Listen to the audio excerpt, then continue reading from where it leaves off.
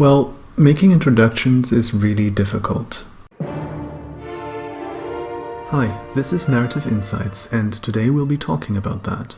About beginnings and how they tie everything together, just like the Raven does with her strings of fate. I will try to avoid spoilers, especially for later episodes, but some will be unavoidable due to the nature of this video, so, as they say, you have been warned. I've gotta say, as a longtime critter and backer of the show, I really love this intro. All the little details, all the wonderful memories coming back to me, preparing me for what is about to come. It's just too bad that this intro wasn't there from the very beginning. The Legend of Vox Machina has great sound design. Voice acting, music, ambient sound and sound effects. The visuals are beautiful and detailed, and their only weakness is at times far too jarring 3D animation. I like the cinematic choices in lighting and camera angles just fine, and I think fight scenes are generally real highlights of the show. It would be fair to take issue with the pacing of scenes at times, or with Scanlan's songs, or comedic choices, since those are subjective after all, but we're not here to talk about any of that. This is about the story, about the beginning in particular.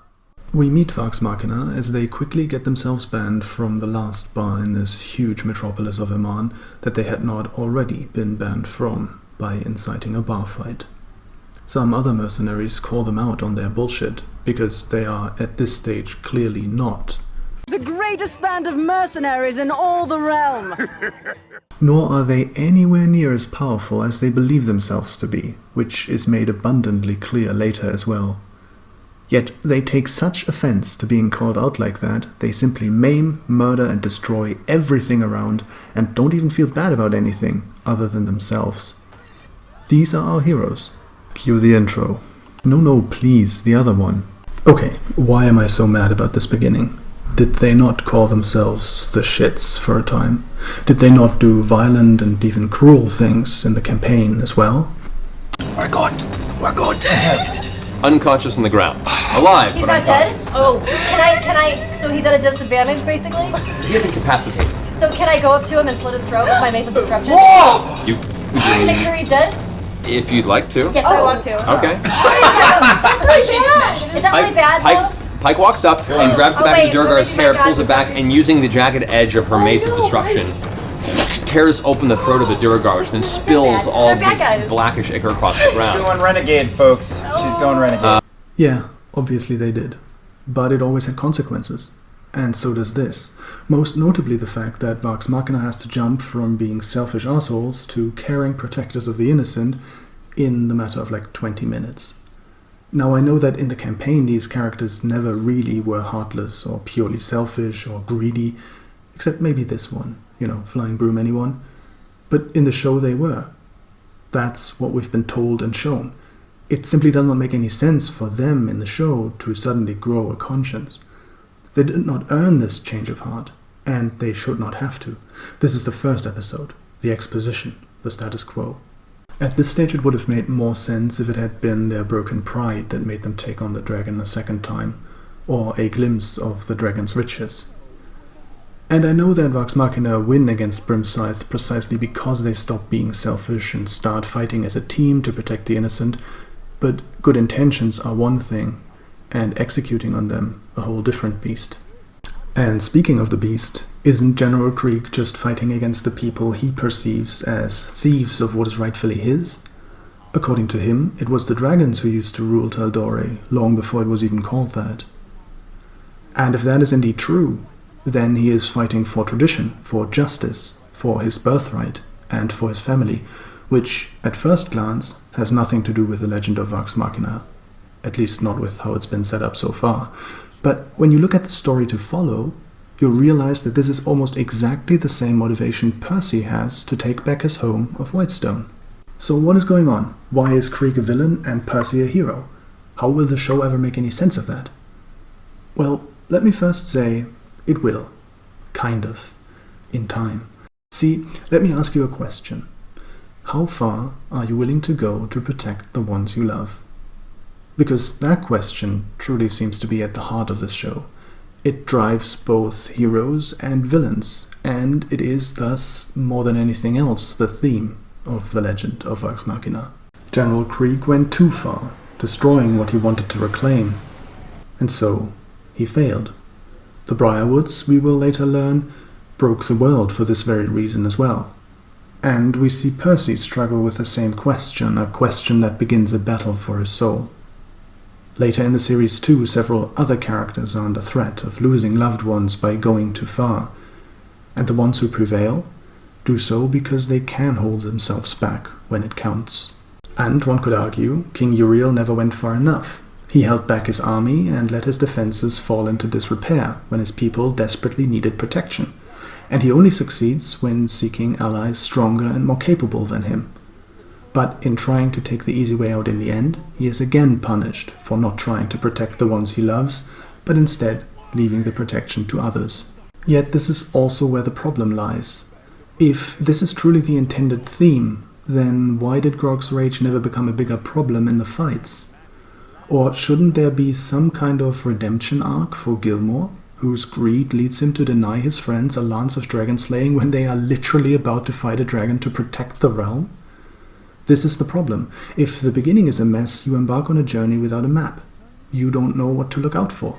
And if you still find something along the way, you don't really know what it's supposed to be.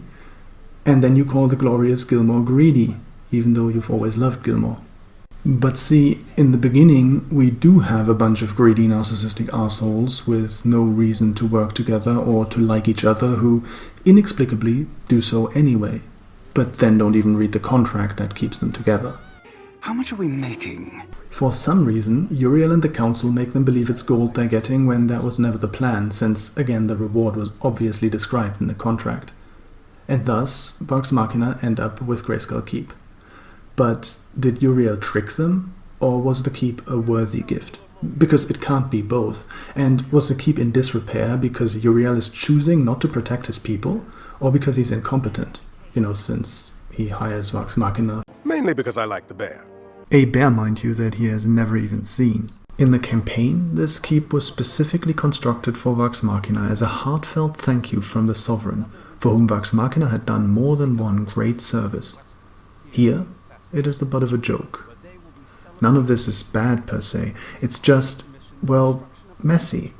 It would have needed another pass to clean up and polish all the great ideas and character arcs already there. We have been given so many hints in the show of this theme, from Vex's fear of being abandoned, which she is trying to protect herself and her brother from by trying to push Keyleth away, which is also the reason why their romance is so great, to the Briarwoods henchmen, each fighting for a different but all the same wrong reason, Stonefell for pleasure, Anders for greed, and Vetmire for power, none of them to protect. We saw great setup for things to come, and clear, well-designed motivations for major characters, but we also had storylines that did not fit the others nearly as well. I will not spoil the resolution of the story here, even though some of those moments would make good examples of this, but instead, I will have to turn to Pike. Sup? Well, Pickle, here's what's up. Pike severed her connection to her goddess by losing faith in herself, thinking Delilah could have taken the Everlight away from her, and believing that to be her punishment for putting her friends before her goddess, when, in reality, she just needed to choose her path with her friends, which was very easy for her, and did not feel like real conflict at all. Or did anyone think for a single moment Pike would not simply return to her friends? Now, the way she did return was obviously extremely cool, but what was the point of her extended journey? Remember that in the campaign this break happened due to Pike being, instead of protective and caring, unnecessarily cruel and violent, which she never was in the show. So why this change? Why was her storyline about finding herself, figuring out that her faith does not keep her from having fun or being with her friends? What does that have to do with the rest of the story? Her journey in not just being a holy person, but also an incredible warrior, a holy warrior, and sort of figuring out that you can stay close with your friends, you can have your debaucherous fun, but if your faith is strong and you're strong in your friendship, you're gonna be great. Oh, I love it. Okay. So yeah, but there was reasons for that, but I think it's definitely a more interesting and dramatic journey. Now, to be fair, Ashley is comparing Pike's arc in the show to her going away to build a temple in the campaign. And in that she is completely right. But why would this be more dramatic than having Pike be overly violent, maybe joining Grog or Percy at that?